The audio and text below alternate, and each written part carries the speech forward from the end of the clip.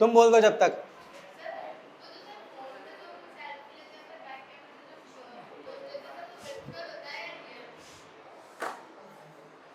देखो सुन लो जरा, real image और वर्चुअल इमेज देखने में तो हमको समझ में आ गई थी कि एक्चुअली में जो मीट कर जाए लाइट रे वो रियल होती है, जिसकी पूंछ खींचनी पड़ जाए वो वर्चुअल होती है। अब रियल इमेज में और वर्चुअल इमेज में एक बहुत ही तगड़ा अंतर क्या होता है, वो ये है कि इसको आप स्क्रीन पे देख सकते हो और इसको स्क्रीन पे नहीं देख सकते। स्क्रीन पे देखने का क्या मतलब है, जैसे कि इसने बोला जब हम पिक्चर देखने जाते हैं तो ऊपर जो प्रोजेक्टर लगा रहता है तो वो क्या करता है, जो इमेज फेंकता है वो एक पर्दे पे आती है कि नहीं आती। तो वो जो इमेज रियल है इसीलिए वो पर्दे पे आ रही है, स्क्रीन पे आ रही है। अगर वो वर्चुअल होती तो उसको स्क्रीन पे हम नहीं ला सकते। समझ में आ रहा है कि नहीं आ रहा है? तो जो कैमरे की तुम बात कर रहे हो वो रियल इमेज होगी, क्योंकि कैमरे के अंदर क्या रहता है, कॉन्वेक्स लेंस होता है, उसकी अभी अपन आगे बात करेंगे, तो वो रियल इमेज होगी। क्लियर हुआ? स्क्रीन पे लाना और ना लाना समझ में आई। अब मैं ग्रुप पे एक वीडियो भेज दूंगा जिसमें वो दिखाएगा कि कॉनकेव मिरर से किस तरीके से रियल इमेज आ रही है और उसको स्क्रीन पे लेके दिखाएगा वो। मेरे पास कॉनकेव मिरर नहीं है, वरना मैं दिखा देता। समझ में आ रहा? तो वीडियो भेज दूंगा, एक बार मेरे को याद दिला देना, मेरे को याद नहीं रहता। और क्या डाउट है? क्या ये मतलब टीवी? अब बेटा टीवी के केस में क्या टीवी किसी लाइट रे के रिफ्लेक्शन से चल रही है? मतलब मेरे को पता नहीं है कि टीवी कैसे चलती है, तो मैं बता नहीं सकता। वो तो अपन को फिर देखना पड़ेगा ना कि टीवी में जो इमेज आ रही है वो किस तरीके से आ पा रही है। पॉइंट समझ में आ रहा है? इनका तो मुझे पता है कि लाइट के रिफ्लेक्शन के कारण ऐसा हो रहा है, टीवी में पता नहीं रिफ्लेक्शन होता है कि नहीं होता। अगर होता होगा तो फिर अपन बात कर लेंगे। इमेज का पता कैसे चलेगा छोटा है कि बड़ा है? जो हम डायग्राम बनाते हैं ना उनसे समझ में आता है। और अगर तुमको रियलिटी में देखना है कि छोटा है कि बड़ा है तो फिर तो तुमको कॉनकेव मिरर खुद से लाके देखना पड़ेगा। कॉनकेव मिरर देखो, ये जो हम रे डायग्राम बना रहे हैं जो उस दिन हमने बनाए थे, क्या वो असलियत को देखते हुए बनाए या फिर पहले हमने रे डायग्राम बनाए होंगे तब असली में ऐसा हुआ होगा? सोच के देखो, पहले हमने देखा होगा, फिर जो देखा है उसी को तो हम ड्रॉ करके बता रहे हैं। तो उसके लिए अब तुम बोल रहे हो कि कैसे पता लगेगा, तो हमको देखना पड़ेगा। हमको एक कॉनकेव मिरर लेना पड़ेगा और उसमें एक ऑब्जेक्ट को रखना पड़ेगा, फिर हम चेक करेंगे कि छोटा आ रहा है कि बड़ा आ रहा है। वो तुम देख सकते हो। तो तुम देख नहीं सकते हो तो तुम क्या हुआ, यूट्यूब पे जाके सर्च करो। कर सकते हो कि नहीं कर सकते हो? बिल्कुल कर सकते हो। मैं भी जो तुमको वीडियो भेजता हूँ वो मैं तुम्हारे लिए सर्च करता हूँ तब मैं भेजता हूँ, तो भेज दूंगा मैं। ठीक है, और क्या डाउट है?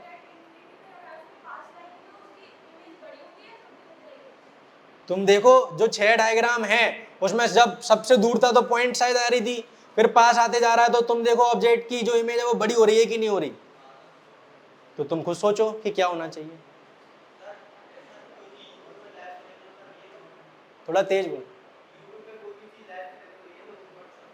वर्चुअल है ना, रियल क्या होता है? रियल क्या है? रियल तो मतलब अब वो उसको तुम किस केस में, वैसे तो वो वर्चुअल ही हो, अगर वो हम उसको स्क्रीन पर देख रहे हैं तो वो सच में थोड़ी ना हमारे सामने। कोई अगर वीडियो में तुमको गाली दे रहा है तो तुम उसको घूसा मार दोगे, जाके मार दोगे क्या? तो वो रियल हुआ कि वर्चुअल हुआ? वर्चुअल हुआ। ये बेटा बात है नहीं क्या? लाइट दिखती है कि हम महसूस करते हैं, ये बहुत अच्छा सवाल है। अब लाइट जो है वो हम महसूस करते हैं। लाइट एक तरीके की, मैंने बताया था, वेव होती है। जो कलर होते हैं, तुमको पता है कि जो कलर हमको दिख रहे हैं, जो कलर किसी जानवर को, जो कुत्ते को दिखते हैं वो कलर वो अलग होते हैं, जो हमको दिखते हैं वो अलग है, जो किसी और जानवर को दिख रहे हैं वो अलग है। समझ रहे हो तुम? क्योंकि हर जानवर अलग अलग तरीके से बना हुआ है। अब जो कलर वो दिख रहा है हमको, उसके पीछे क्या साइंस होती है वो समझने के लिए तुमको थोड़ा सा लेवल अप करना पड़ेगा साइंस का। अभी तुम 10वीं में हो, पहले 10वीं की समझो। बट सवाल अच्छा है। लाइट जो है, अब वो वेव की फ्रीक्वेंसी होती है, वो सब समझाने के लिए बहुत समय लगेगा, तो वो छोड़ो। ठीक है, लाइट हम महसूस करते हैं, ये बात सही। जिनकी नसें खराब हो जाती हैं वो नहीं कर पाते महसूस। जिनकी नस खराब हो जाएगी तो वो नहीं कर पाएंगे, तो वो कैसे देखते हैं? नहीं देख पाते। आगे बढ़े, और कुछ? तो बढ़िया, अच्छी बात है। अगर इतने सवाल पूछ रहे हो इसका मतलब पढ़ रहे हो, तो वेरी गुड। अब अपन आगे बढ़ते हैं। तो उस दिन अपने बेटा 3 केस हो गए थे। 3 केस हो गए थे। ये जो 6 केस हैं याद रख लेना 110% पेपर में तुमको रखे मिलेंगे, तो तुमको बनाने आने चाहिए, ठीक है। और ये टेबल जो है वो भी बनाने आना चाहिए, तो रटने की जरूरत है नहीं, मैं समझाएगा, ठीक। 3 केस हो गए थे, उनमें से किसी को कुछ पूछना है? पक्का? तीनों केस ड्रॉ करना आ गए, घर पे जाके इनकी प्रैक्टिस जरूर कर लेना, ठीक है। अब हम चौथे केस की बात करते हैं। तो चौथा केस तुम बताओ, मैं बनाऊं या फिर तुमको समझ में आ रहा है? देख लो आराम से और मुझे बताओ मैं बनाऊं या समझ में आ रहा है। तो चौथे केस में अभी तक हमने क्या देखा कि पहले हमारा ऑब्जेक्ट इन्फिनिटी पे था, फिर वो धीरे धीरे पास आया तो वो बियॉन्ड सी हो गया, फिर वो सी पे आ गया। अब अगला केस क्या होना चाहिए? इन दोनों के बीच में। कोई दिक्कत है किसी को? तो हम क्या लिखेंगे? ऑब्जेक्ट कहाँ है? बिटवीन सी एंड, कोई दिक्कत नहीं। अब जैसा कि रे डायग्राम में हम देखते आ रहे हैं कि 2 रे चाहिए, तो हम देख लेते हैं। तो पहली वाली तो ज्यादातर हम क्या कौन सी ले लेते हैं? पैरेलल टू प्रिंसिपल एक्सिस, तो वो कहां से निकल जाएगी? फोकस से निकल जाएगी। अब ये रफ बना रहा हूं कि बिल्कुल नापा हुआ है, थोड़ा बहुत ऊपर नीचे चलेगा। फिर दूसरी वाली रे हम कहां से ले सकते हैं? तो दूसरी वाली के लिए हमारे पास बहुत ऑप्शन है। हम ले लेते हैं ये वाली, मैं ले लेता हूं इस बार, मान लो जो पोल से जा रही है। अब अगर वो पोल से जा रही है तो वैसी की वैसी ही निकल जाएगी। तो ये बेटा कहां पे मिल रही है? तुमको समझ में आ रहा है? ये किस किस को समझ में आ गया? ये कहां पे मिल रही है वो समझ में आ रहा है? ये वाली ऐसे चले जाएगी, ये वाली ऐसे जा रही है, और तुम अगर अच्छे से बनाओगे तो वो तुमको दिखेगा कि वो पीछे जाके। कोई दिक्कत है किसी को? तो हम क्या क्या लिख सकते हैं बता दो बेटा। इमेज कहाँ है? सी के पीछे, तो क्या लिख दूंगा? क्या टेबल रटने की जरूरत है? नेचर कैसा है? रियल। किसी को वर्चुअल तो नहीं लग रही? क्या पूछ खींचनी पड़ी अभी तक? और कैसी है? इन्वर्टेड। इन लास्ट तो अभी लिखने वाले, ठीक है। और इमेज कैसी दिख रही है? ऑब्जेक्ट से बड़ी दिख रही है, तो क्या लिख देंगे? कोई दिक्कत है किसी को? ये ऊपर वाला, हाँ बेटा हमने क्या बनाया है? देखो एक सेकंड रुको। अगर हम ऑब्जेक्ट सिंपली ऐसा ले लेंगे तो उसकी इमेज ऐसी बन जाएगी। अब कैसे पता करोगे कि रेक्ट है कि इन्वर्टेड है? रियल लाइफ में तो तुम समझ जाओगे, बट जब ड्रॉ कर रहे हैं तो इरेक्ट और इन्वर्टेड समझाना आना चाहिए। तो अब ये ऊपर खड़ा है और ये नीचे आ रहा है, तो हम बता सकते हैं कि वो इन्वर्टेड है। तो वो किसकी मदद से बता पा रहे हैं? उस एरो की मदद से तो बता पा रहे हैं। तो एरो बनाना इसलिए जरूरी है, बिना एरो के तो कुछ बता ही नहीं पाएंगे कि ऊपर जा रहा है कि नीचे जा रहा है। समझ में आ गया? तो एरो इसलिए बनाते हैं। चलो चौथा केस क्लियर हो चुका है, किसी को कोई दिक्कत हो तो पूछ लो। पांचवा देख लो समझ में आ रहा है कि नहीं, वरना मैं समझा दूंगा। तो हमारा ऑब्जेक्ट आगे आते आते आते आते कहां आ चुका है? क्योंकि अगला केस यही है। कोई दिक्कत है किसी को? कोई दिक्कत है किसी को? किस किस को पांचवा केस खुद से समझ में आ चुका है? दिख रहा होगा ना कि कैसे क्या हो रहा है। और नहीं आया तो कोई बात नहीं, प्रैक्टिस जरूर कर लेना। तो इसमें हम क्या करेंगे तो तुम देख लो। पहली रे कैसी जाएगी? पैरेलल टू प्रिंसिपल एक्सिस, तो वो कैसी चले जाएगी? विद फोकस से चले जाएगी। बोलो आया ना? अब दूसरी केस कैसी ले सकता हूं मैं? पोल वाली ले लेता हूं। ये ऐसी आई है तो ऐसी चली गई। पोल वाली ले लेता हूं तो ये ऐसी आएगी और ऐसी। अब एक समस्या हो गई कि ये दोनों कैसी जा रही हैं? पैरेलल जा रही हैं, और पैरेलल लाइन कभी भी मीट नहीं करती। समझ में आ रहा है कि नहीं आ रहा? तो जो मीट नहीं कर रही है, अच्छा पैरेलल स्टार्टिंग में कहां से आई थी? इन्फिनिटी से आई थी कि नहीं आई थी? तो ये भी कहां जाके पहुंचेगी? सीधे। तो हम क्या बोल देंगे कि ऑब्जेक्ट की जो इमेज है वो कहां बन रही है? क्योंकि ये चलती जाएगी तो हम बोल देंगे कि बहुत दूर जाके कहीं बन रही होगी। तो हम बोल देंगे कहां बन रही है? एट। किस किस को ये वाला पॉइंट समझ में आ गया? इंपॉर्टेंट है, क्योंकि वो लाइन ही ऐसी आई है तो हम क्या कर सकते हैं? समझ में आ गया? नेचर की बात करते हैं तो आगे जाके एक्चुअली में मिल जाएगी, तो हम क्या बोल देंगे? और तुमको दिख रहा है कि नीचे की तरफ जाना चाह रही है, तो हम क्या बोल देंगे? साइज। तुम सोचो कि अगर ये यहां पे बन रही थी पिछली बार तब एनलार्ज बन रही थी, अब अगर ये इन्फिनिटी पे बन रही है तो कितनी बड़ी बन रही होगी? तो हम क्या लिख देंगे? कोई दिक्कत है किसी को? आगे बढ़ूं?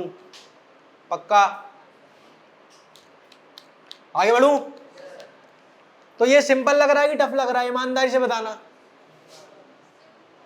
सिंपल लग रहा है, और जिसने पढ़ानी होगा, जिसने अच्छे नहीं समझा होगा, वो क्या बोलेगा, ये क्या है, ये क्या है, कहाँ से क्या जा रहा है, कहाँ से क्या जा रहा है, ये हो क्या रहा है, मुझे कुछ समझ में नहीं आ रहा। तो ऐसा ही होता है बच्चों के साथ, ठीक है। अब अगला केस जो है वो थोड़ा सा इंपॉर्टेंट है, उसको देख लेते हैं, वो मैं तुमको समझा देता हूँ। एक बार खुद से कोशिश करो, समझ में आ रहा है कि नहीं आ रहा, फिर मैं बताता हूँ। क्या हो गया? ऑब्जेक्ट। बेटा एक सेकंड सुन लो, इसका सवाल जो है वो बढ़िया सवाल है। बोल रहा है कि सर ऑब्जेक्ट जो है वो मिरर के पीछे क्यों नहीं जा सकता। अब तुम सोच के बताओ कि जो लाइट है वो इस वाली सरफेस से टकरा के लौटेगी कि इस वाली से। जो मिरर होता है, कोई भी मिरर होता है, उसमें एक पॉलिश्ड साइड रहती है और उसके पीछे पेंट वाली साइड रहती है। तो पेंट वाली साइड से लाइट टकराएगी तो क्या रिफ्लेक्शन होगा? होगा भी तो बहुत खराब होगा, तो इमेज बेकार बनेगी। तो यहाँ पे अगर तुम ऑब्जेक्ट रख दोगे तो जो लाइट आएगी वो रिफ्लेक्ट अच्छे से करेगी ही नहीं, इसीलिए हम यहाँ पे रख रहे हैं। तो पीछे क्यों जाएगा वो? समझ में आ रहा है? क्या तू कभी शीशे के पीछे देख के अपने आप को देख पाएगा? सीधी सी बात, ठीक है। चलो अब यहाँ पे अपन बात करते हैं, ऑब्जेक्ट जो है वो पास आते आते आते आते कहाँ तक आ चुका है? फोकस और पोल के। तो हम क्या लिख देंगे? Between F and T. अब यहां से हम बात करते हैं, तो ये जाएगी और ये निकल जाएगी पैरेलल टू वो, सॉरी पैरेलल आई है तो कहां से निकल जाएगी? फोकस से। दूसरी वाली कैसी जाएगी? पोल वाली ले सकता हूं मैं, पोल पे जा रही है और ऐसे चले जाए, पोल पे जा रही है। अब जिस एंगल से आ रही है उसी एंगल से जाएगी। बोलो आया ना? दिख रहा है सबको? ये देख लो, ये एंगल और ये एंगल मैंने बराबर बनाने की कोशिश करी है। अब कोई है ना प्रोटेक्टर लाके नापने मत बैठ जाना। समझ में आई? तो अब ये क्या हुआ, तुम देखो कि ये दोनों लाइन दूर जा रही हैं। अगर ये लाइन, जैसे मेरा हाथ है और ये हाथ है, अब ये अगर इस तरीके से आगे जा रहे हैं तो तुम ये बताओ ये उधर जाके कभी मिल पाएंगे? समय के साथ इनमें दूरी बढ़ जाएगी। अच्छी बात नहीं है, समझ में आ रहा है? तो दूरी बढ़ रही है, तो अब ये इधर नहीं मिल रहा है, तो हम क्या करेंगे? पूंछ खींच के देखते हैं। पूंछ खींच के देखते हैं, तो पूंछ खींच के देखने पे कुछ मिल रहा है क्या?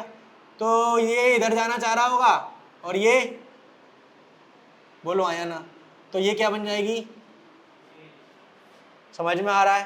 किस किस को समझ में आ गया? पक्का? अब जो इंसान है उसको इमेज कहाँ पे दिखेगी? क्या इस इमेज को हम स्क्रीन पे ला पाएंगे? क्योंकि लाइट रे इधर की तरफ मीट ही नहीं कर रही है, वो तो वर्चुअल इमेज हो गई, और वर्चुअल इमेज हो गई तो हमको शीशे के अंदर सिर्फ दिखेगी, उसको स्क्रीन पे हम नहीं ला सकते। जैसे कि प्लेन मिरर में होता है, वो वर्चुअल इमेज होती है, हमने पढ़ा था, वो सिर्फ शीशे के अंदर दिखती है। प्लेन मिरर की इमेज को हम स्क्रीन पे नहीं ला पाते। समझ में आई? तो यहाँ पे हम क्या बोलने वाले हैं वो तुम देख सकते हो। अब हम क्या बोलेंगे, फटाफट से बताओ। इमेज कहाँ बनी है? Behind the. कोई दिक्कत है इस बात पे? नेचर कैसा है भैया? वर्चुअल। और सीधी है कि उल्टी है? तो क्या लिख दूंगा? Virtual and. क्या दिक्कत है किसी को इस बात में? पक्का? यहां तक क्लियर है? और साइज कैसा दिख रहा है? तो अब तुम देखो 6 केस हो चुके हैं। जो टेबल है क्या तुम खुद से बना सकते हो? अगर ये केस जैसे मैंने बोर्ड पे बनाया वैसे तुम पेपर पे बना सकते हो क्या, बिना देखे बिना कुछ किए? एक दो बार प्रैक्टिस कर लोगे तो सोच के बताओ कि बता सकते हो कि नहीं बता सकते। साइज बेटा ये लाइन देखो ना, ये लाइन कहाँ जाना चाह रही है? वो लाइन अपने आप उधर गई है तो बड़ा ही बनेगा। अगर ये लाइन का एंगल कुछ इस तरीके से होता कि छोटी बनती तो मैं छोटा बना देता।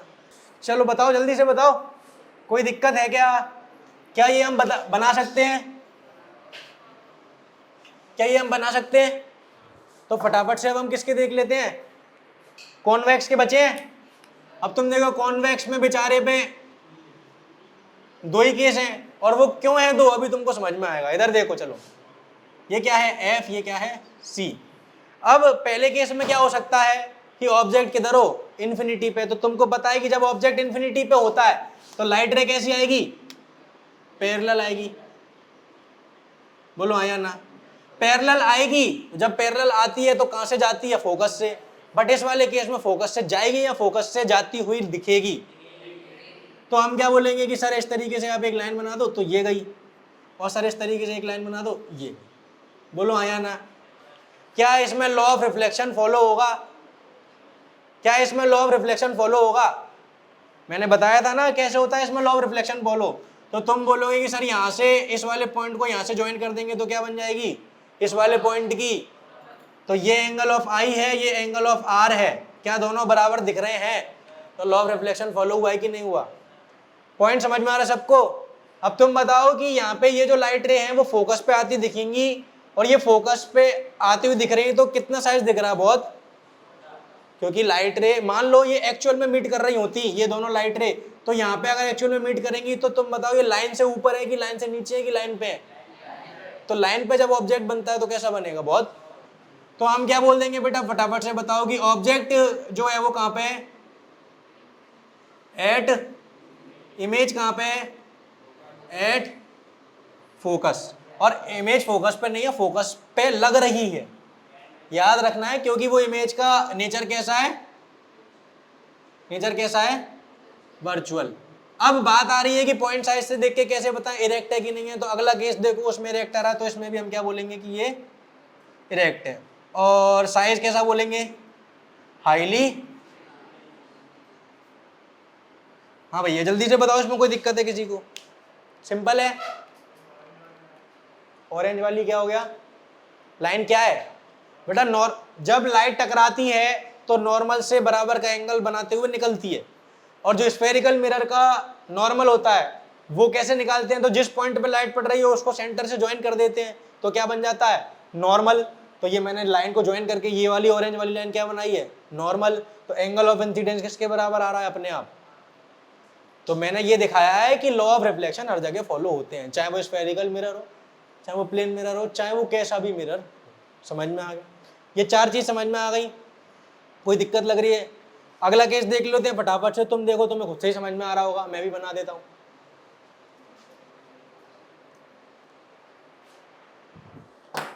ये लास्ट केस है, इसके बाद तो तुम देखो बहुत मजेदार चीजें बताएंगे जो रियल लाइफ में तुमको देखने मिलेगी। तो अब एक बात बताओ, इधर देखो, जो कॉन्वेक्स का केस है उसमें ऑब्जेक्ट इंफिनिटी पे हो सकता था, उसके अलावा वो कहाँ होगा? इसके पास आ जाएगा। क्या इसके अलावा कोई और केस हो सकता है? क्योंकि लाइट सारी हमेशा कहाँ से आएगी? इधर से। तो हमने इन्फिनिटी वाला केस देख लिया, अब हम देखते हैं कि पास ला रहे हैं, तो कितनी भी पास ले आओ कोई फर्क ही नहीं पड़ रहा, क्योंकि वो रहेगा तो इसके पीछे ही। तो हम कहीं भी रख लेते हैं। तो हम कहाँ रख लेते हैं अपने ऑब्जेक्ट को? इधर रख लेते हैं। तो ऑब्जेक्ट इस बार कहाँ है? Before P. अपने मन से कुछ भी लिख सकते हैं, बुक में क्या लिखा है तुम देख के बता दो। बियॉन्ड पी लिखा हुआ, कुछ भी लिखा हुआ। बिटवीन बेटा इमेज नहीं, object. Between infinity and pole, तो वो एक ही बात है। चलो मैं भी लिख देता हूं, क्या लिख दूं मैं? Between infinity and. कोई दिक्कत है उससे? तुमको समझ में आना चाहिए कि मैं क्या लिख रहा हूं। आगे बढ़ूं, इसको मिटा देते हैं। चलो, तो अब यहां से लाइट रे जाएगी, यहां से लाइट रे जाएगी टकरा के, पैरेलल वाली जाएगी तो कैसी जाएगी? वो पैरेलल वाली जाएगी तो तुम बोलोगे कि सर फोकस से जाती हुई नजर आएगी। कोई दिक्कत है किसी को? और मैं कितनी लाइट रे बनाऊंगा? मात्र पोल पे आएगी, जैसे आ रही है वैसे। कोई दिक्कत है किसी को? तो तुम बताओ कि ये वाली लाइट रे ऐसी जा रही थी और ये वाली ऐसे चली गई, तो इसको भी मैं क्या बनूंगा? तो ये कहां बन रहा है? तुमको दिख रहा है क्या? ये यहां पे टकरा गए, तो ये कहां पे बन रहा है? तुमको दिख गया? तो आप फटाफट से बता दो, यहाँ पे हम क्या लिख देंगे कि इमेज कहां पे बनी है? क्या हो रहा है? इसको रख दियो बेटा, बंद कर। इमेज कहां पे बनी है? Behind the mirror. तो मैं क्या लिख दूंगा? Behind the. और वो बन भी कहां रही है? Between P and F. तो वो भी लिख सकते हैं, बुक में वही लिखा होगा। क्या लिख दूंगा? Between P and. नेचर कैसा दिख रहा है? वर्चुअल, क्योंकि पूंछ खींचनी पड़ गई, और ये भी खड़ा है, और तो वर्चुअल। एंड साइज कैसा दिख रहा है?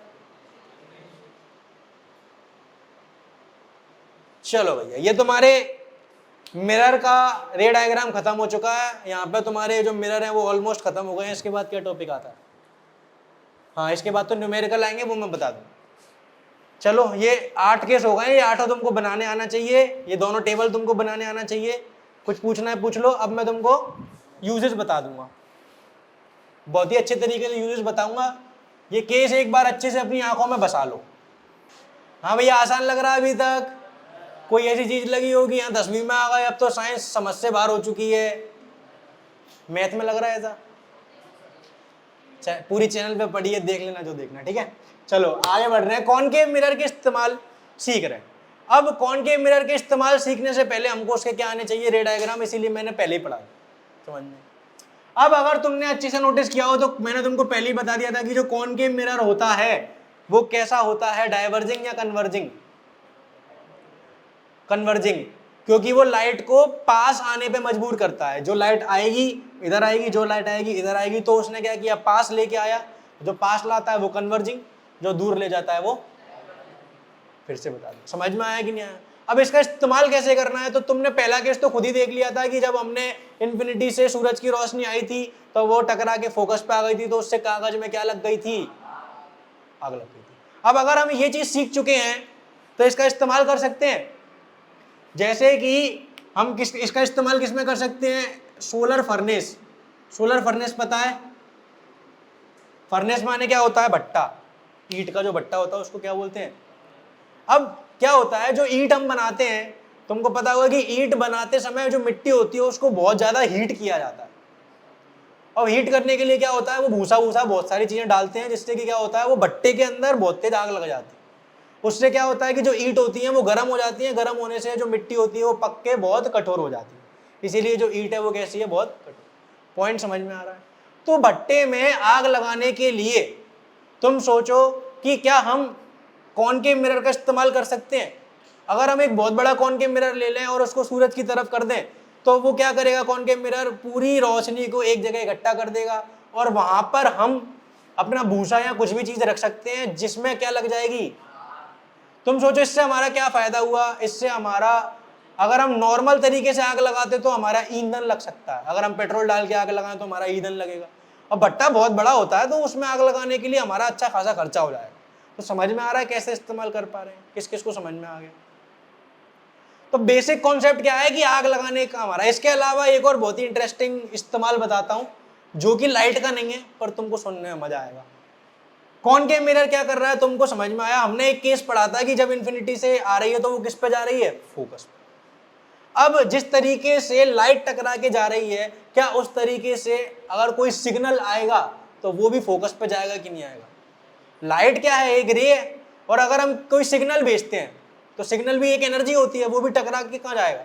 तो तुमने देखा होगा कि हमारे घरों में जो छत होती है उस पर जो टीवी के एंटीना होते हैं वो इस तरीके की प्लेट पे होते हैं, उस पर यहाँ पे एक कैच करने के लिए क्या लगा रहता है? रिसीवर। अब तुम सोचो कि ऐसा ही क्यों है, उसके पीछे कोई कारण होना चाहिए। तो ये जो है ये क्या कर रहा है? जो सैटेलाइट से सिग्नल आ रहा है, सैटेलाइट, ये जो चीज चलती है वो कैसे चलती है? सैटेलाइट से चलती है। सैटेलाइट क्या कर रही है? पृथ्वी के बाहर चक्कर लगा रही है। पृथ्वी के बाहर चक्कर लगा रही है तो सैटेलाइट क्या करती है? वहां से सिग्नल भेजती है। अब सिग्नल भेजेगी तो डायरेक्ट इस पे भी पड़ सकता था, पर डायरेक्ट इस पे पड़ेगा तो सिग्नल की स्ट्रेंथ कैसी आएगी? बहुत खराब, बहुत खराब आएगी। तो तुमने देखा होगा जब बारिश वगैरह पड़ती है तो बादलों के चक्कर में लिखा जाता है कि due to bad weather conditions are not satisfied, और ये वो पता नहीं क्या क्या, ऐसा देखा है तुमने? अब तुम देखो कि इस तरीके की प्लेट से क्या फायदा हो रहा है? लाइट आई, वो लाइट कह रहा हूं सॉरी, सिग्नल आया, आके किस पे टकराया? पैरेलल आएगा, इस पे टकराएगा, और हमने फोकस पे क्या लगा दिया है? रिसीवर। तो जितना भी सिग्नल आया सब किस पे इकट्ठा हो गया? तो अब क्या होगा? सिग्नल स्ट्रेंथ बहुत, इसीलिए उसको ऐसे लगाते हैं। पॉइंट समझ में आ रहा है? सबको समझ में आ गया? तो ये इसका यूज नहीं है पर कॉनकेव की वजह से हो रहा है, इसलिए मैं तुमको बता रहा हूं। आगे बढ़ूं? ठीक, आगे बढ़ू। तो यहां पे हम लिख सकते हैं सोलर फर्नेस में इस्तेमाल हो रहा है। दूसरा केस, तुम सब नहीं, जो लड़कियां हैं वो मेकअप करती होंगी, और जो लड़के हैं वो जिनकी आ गई है वो दाढ़ी वगैरह बनाते होंगे, नहीं बनाते होंगे, जिनके घर में पापा तो बनाते होंगे।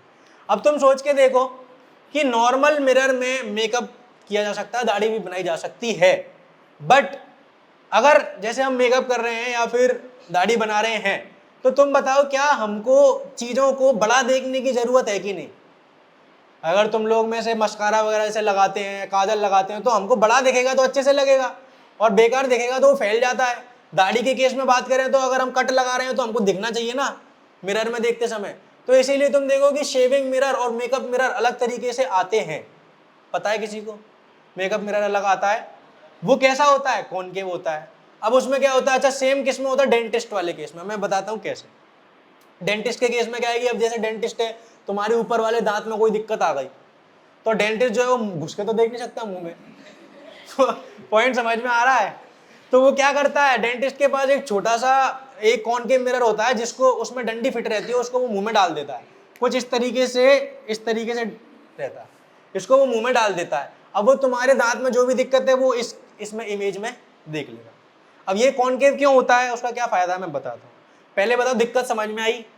मेकअप की बात कर लो, चाहे शेविंग की बात कर लो, चाहे डेंटिस्ट की बात कर लो, तो हमने देखा था कि जो कॉनकेव मिरर है उसमें जो छठवां केस है, उसमें ऑब्जेक्ट को अगर मिरर के पास लेके आया जाए तो जो ऑब्जेक्ट की इमेज बनती है वो बड़ी बन जाती है और वो सीधी बनती है।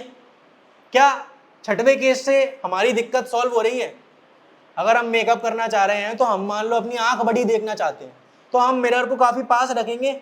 दूर रख दिया तो क्या होगा, ऑब्जेक्ट की डिस्टेंस दूर हो गई तो फिर इमेज ऐसी नहीं बनेगी। पास रखेंगे तो हमारी आंख हमको कैसी दिखेगी? हमारे को अगर दाढ़ी बनानी है तो हमको ये जो अपना चेहरा है वो कैसा दिखेगा, और जब बड़ा दिखेगा तो हम अच्छी तरीके से काम। और बड़ा दिखने के साथ साथ इरेक्ट दिखने की जरूरत है कि नहीं? मेकअप कर रहे हैं, चेहरा उल्टा दिख रहा है तो मेकअप हो जाएगा। दाढ़ी बना रहे हैं, चेहरा उल्टा दिख रहा है, क्या काम हो जाएगा? दांत देख रहा है डॉक्टर, दांत जो है वो आगे का पीछे दिख रहा है, पीछे का आगे दिख रहा है, तो काम चल जाएगा। पता पड़ा इंजेक्शन यहाँ लगाना, लग यहाँ गया। पॉइंट समझ में आ रहा है? तो क्या लिख सकते हैं? शेविंग मिरर या फिर डेंटिस्ट जो इस्तेमाल करता है। किस किस को समझ में आ गया? दो केस है। मैं चाहता तो मैं डायरेक्ट लिख देता कि सोलर फर्नेस, मैं चाहता तो डायरेक्ट लिख देता कि शेविंग मिरर, बट तुमको समझ में भी आना चाहिए कि एक्चुअली में कैसे इस्तेमाल हो रहा है। समझ में आ गया? ठीक है, एक बार पढ़ना क्या यही है कि एक दो और बच रहे हैं, एक आध और होगा मेरे ख्याल से। हाँ, अरे टॉर्च वाला तो बहुत ही शानदार है, बच गया। इधर देखो, टॉर्च में कैसे होता है, बहुत ही इंटरेस्टिंग चीज है। अभी हमने देखा था कि पैरेलल आती है तो फोकस पे जाती है, और हमने एक और चीज देखी थी कि कोई भी लाइट अगर फोकस से निकलती है तो वो लौट के कैसे जाती है? पैरेलल जाती है। ठीक है, अब तुम सोचो कि जैसे रात में अंधेरा हो जाता है तो हम टॉर्च जलाते हैं, कोई चीज हमको ढूंढनी है या फिर रास्ता देखना है तो। अब तुमने देखा होगा कि टॉर्च जब हम जलाते हैं तो वो एक गोले गोले में ही जाता है। अगर तुम एक नॉर्मल बल्ब जला दो तो वो पूरे में जाता है। पॉइंट समझ में आ रहा है? मैं अगर मोबाइल का फ्लैश जला दूंगा तो वो पूरे में रोशनी करेगा, पर अगर मैं एक टॉर्च जलाऊंगा, टॉर्च इधर मारूंगा तो वो गेट पे उस गोले में ही। तो दोनों की लाइट में ऐसा क्या अंतर है कि एक तो पूरे में कर रहा है और एक गोले गोले में ही कर रहा है। सेम चीज अगर कोई स्टेज पे परफॉर्मेंस करता है तो उस पर भी लाइट पड़ती है, उस पर पड़ती है गोले गोले के अंदर, उतने ही हिस्से पर लाइट पड़ती है। तो वो कैसे पड़ती है वो मैं समझा रहा हूँ। पहले तो ये बताओ कि डिफरेंस समझ में आ रहा है नॉर्मल में और इसमें? अब बेटा जो टॉर्च होता है उसमें तुम देखना है कि टॉर्च जो होता है वो इस तरीके से होता है, इस तरीके से टॉर्च होता है, हाँ या ना? ड्राइंग मत देखो। अब टॉर्च में क्या होता है कि टॉर्च में अगर तुम देखो तो टॉर्च में एक कॉनकेव सरफेस रहती है इस तरीके की, कभी नोटिस करना, घर पे जाके नोटिस करना। और उसमें क्या रहता है कि यहाँ पे फोकस पे क्या लगा देते थे वो, बल्ब लगा देते हैं, तो यहाँ से लाइट ऐसी जाएगी, बोलो हाँ या ना? अब तुम बताओ कि ये जो लाइट है वो फोकस पे शिफ्ट कर दी गई है, ये लाइट टकराएगी, टकरा के वापस कैसी जाएगी? पैरेलल। और पैरेलल जाएगी तो हमको एक प्रॉपर एरिया ही दिखेगा, क्योंकि लाइट लौट के कैसी जाएगी? जहाँ से यहाँ पे ये दीवार है मान लो, ठीक है, यहाँ पे दीवार है, ये जो लाइट है वो टकरा के पैरेलल वापस जाएगी, पैरेलल वापस जाएगी, तो हमको इतने एरिया में ही तो रोशनी दिख रही है ना, इसके ऊपर दिख रही है ना। पॉइंट समझ में आ रहा है? ठीक है। और तुम देखना कि जो टॉर्च होता है उसमें जो, जैसे ये टॉर्च है तो जो लाइट बल्ब होगा ना वो पीछे की तरफ रोशनी देगा, आगे नहीं देगा, पीछे की तरफ देगा, क्योंकि सरफेस जो होती है वो यहाँ पे होती है, तो लाइट जो है वो टकरा के यहाँ पे आएगी, फिर टकरा के जाएगी आगे। किस किस को समझ में आया? घर पे जाके टॉर्च देखोगे तो यूजेस ऑफ कॉनकेव मिरर में कोई दिक्कत है? पक्का? तो वीडियो कैसा लगा आप कमेंट करके जरूर बताना। अगर आपको वीडियो से कुछ सीखने मिला है और आपको वीडियो पसंद आया है तो आप वीडियो को लाइक कर दीजिए और इसी तरीके के वीडियोस देखने के लिए चैनल को सब्सक्राइब कर दीजिए। अगर आप कुछ बात करना चाहते हैं या फिर आपके कोई डाउट है तो आप मुझे इंस्टाग्राम पर फॉलो कर सकते हैं, लिंक डिस्क्रिप्शन में आ रही होगी। तो आज के वीडियो के लिए इतना ही, अब हम मिलेंगे अगले वीडियो में, जब तक के लिए बाय बाय।